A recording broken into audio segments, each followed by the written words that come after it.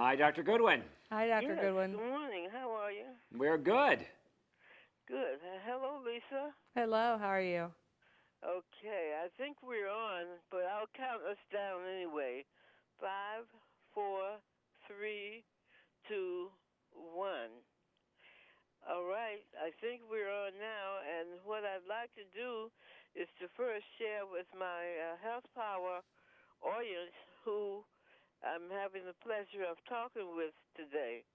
I'm talking with Dr. Jason Fowler, a rheumatologist or joint specialist at Mount Sinai Roosevelt Hospital in New York City, and with Lisa H., a psoriatic arthritis patient.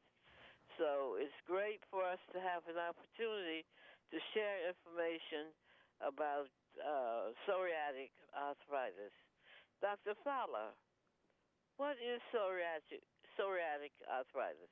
Well, psoriatic arthritis is one of the many types of arthritis that causes pain in the joints, but it is an inflammatory condition, so it is associated with swelling, stiffness, and progressive deterioration of the joint if it is not diagnosed and treated. And the key is that it occurs in 30% of patients who have an underlying skin condition, psoriasis.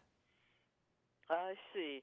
And so you've sort of told me about the symptoms. It's pain, swelling, tenderness, and it's associated with the skin condition psoriasis. Correct. Okay. Now, so from here, we'll talk primarily about psoriatic arthritis. What causes it? Well, the cause is not clearly known. There is a connection in terms of genetics. We know that it is more common in family members, but the actual cause is a disturbance in the immune system that is causing the inflammation, and it causes the skin disease, and it can cause the joint disease. And the key is for people to be aware of it so that they can bring it to the attention of their physicians so they can get properly diagnosed. Okay. And you say it's more common in families. Is it more common in certain groups of individuals? For example, certain races, ethnicities, people with diabetes, or anything like that? Actually, it is more common in certain ethnicities, more northern individuals, and also there is an association with what we call increased BMI, which is weight. So it is more common in overweight and obese individuals. Yes. Okay, and when you say northern individuals, you mean northern U.S. or northern in the world? Where? Northern in the world. I see. For example, is there one? Scandinavian would be I one, see. yeah. Okay. Nearer to the sun sounds like. Or maybe they're staying out of the sun because it's too cold. Yeah, that's possible. All right. Now, why is it so misunderstood? Well, I think people have joint pain and they assume that it is something that is not treatable, or they assume they may have injured themselves, their foot hurts, their knee hurts. I mean, we see some of these patients present at the time that they need surgery to replace their knee or their hip, and that's the first time that they're diagnosed as having psoriatic arthritis because they never sought medical attention out to put two and two together that they had psoriasis on their skin, whether they had dandruff on their scalp or a rough spot on their elbow or their knee, and that they had a joint problem. And that's how you make the diagnosis. Now, tell me this: does many people have seen um, commercials on TV of the golf player who says he has psoriatic Correct. arthritis? What's his name? Phil Mickelson. Phil Mickelson, yes. Phil Nicholson. That's right.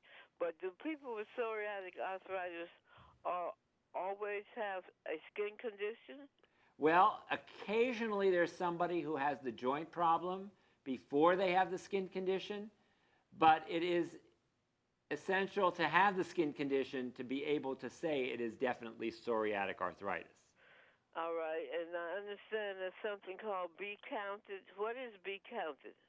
Be Counted is the initiative to make the public aware of this condition so that people do communicate about it and receive attention and learn about it. And the website is psacounts.com. PSA Counts, COUNTS? Correct. .com. Okay. Now, I'll get to you in just a minute, Lisa. Okay. Well, actually, I think I'll go to Lisa now. Can you tell us a little bit about your experience with psoriatic arthritis? I can. I was diagnosed with psoriatic arthritis about 5 years ago.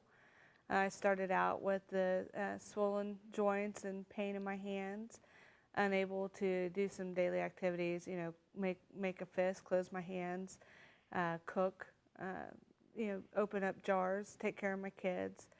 I was doing this for about 6 to 9 months before I went to see a doctor. I was just thinking it was, something normal, maybe, from typing or, whatever, with my job.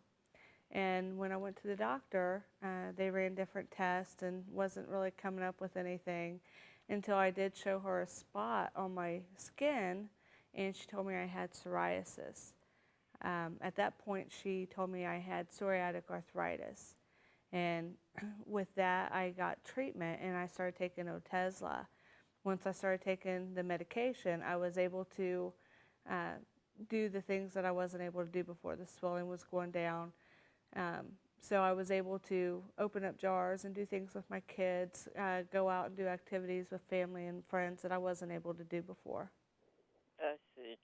Now, one other question I just want to come back to Dr. Fowler with is psoriatic arthritis an autoimmune disease? It is an autoimmune disease, absolutely.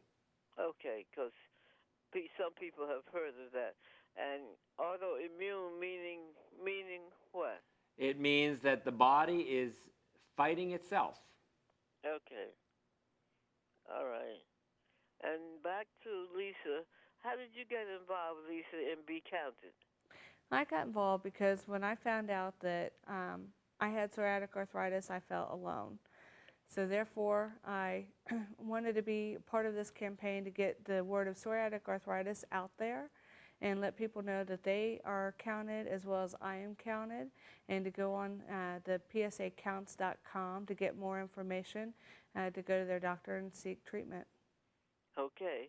Well, I really appreciated the chance to talk with both of you about psoriatic arthritis and about Be Counted, and I'm sure it helps to have our Health Power audience much better informed about it.